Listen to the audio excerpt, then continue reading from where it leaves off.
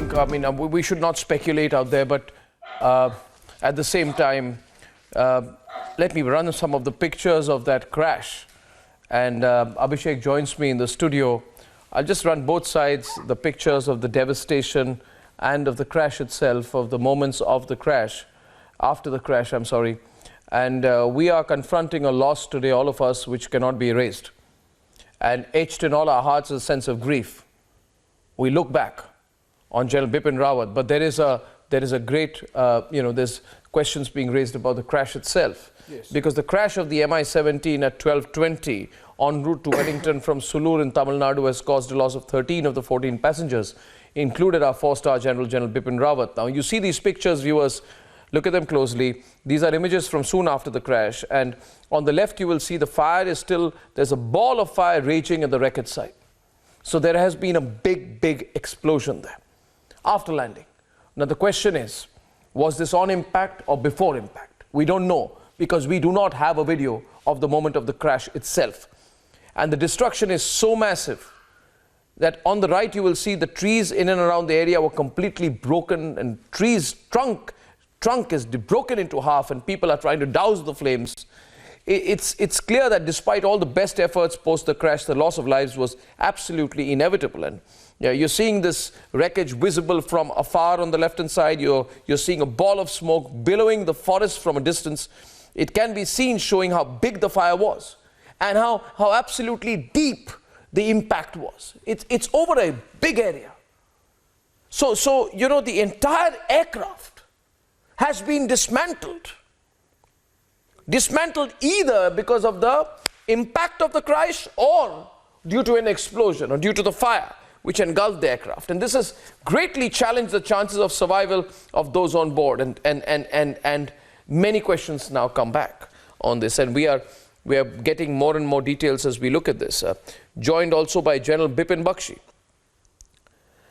General Bipin Rawat was awarded the Sword of Honor in the Indian Military Academy, Dehradun, 1978. And General Bipin Bakshi was awarded the Sword of Honor from the same IMA, I'm told, in 1982.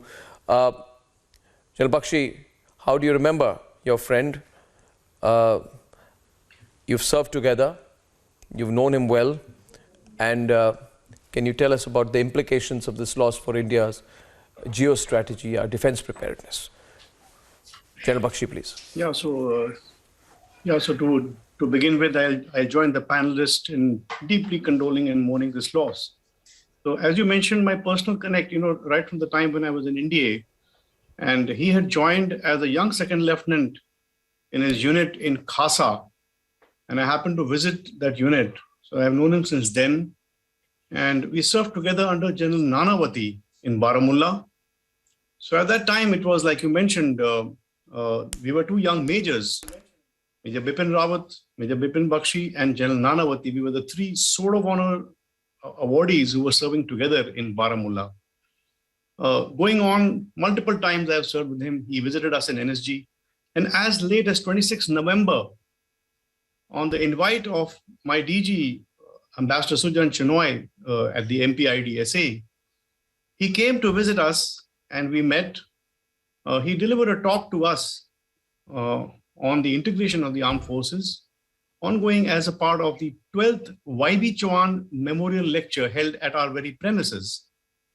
So it has been a personal connect. It's a matter of great shock to all of us. But I will go on to say that you mentioned in the introduction about the surgical strikes in Uri and in Balakot.